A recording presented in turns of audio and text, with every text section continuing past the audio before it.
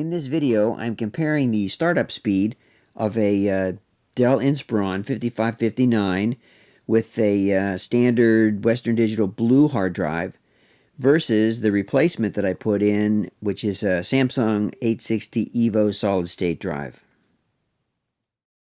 This is my daughter's Dell Inspiron 5559 that she uses for a school at the Northern Virginia Community College. It's a little over a year old. I bought it for her new on eBay in August 2018, so she'd have a nice laptop to go to school. The laptop works perfectly. There's absolutely no problems at all with it. But I wanted to speed it up a bit by replacing the original 1 terabyte Western Digital Blue hard drive with a Samsung 860 EVO solid state drive.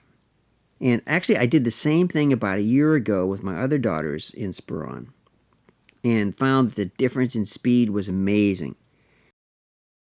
Before removing the Western Digital drive, I made an image of the system, and then I put this image right back onto the 860 EVO.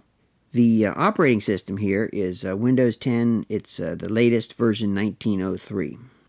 To show the difference in startup speed, I'm going to do a side-by-side comparison next of the laptop with the original Western Digital drive and then with the new 860 EVO.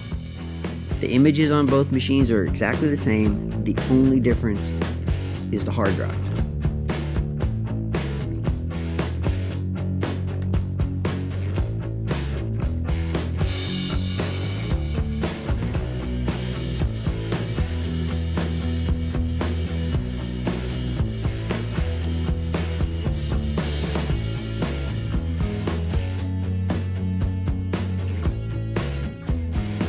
By my count, that was about 15, 16, 17 seconds.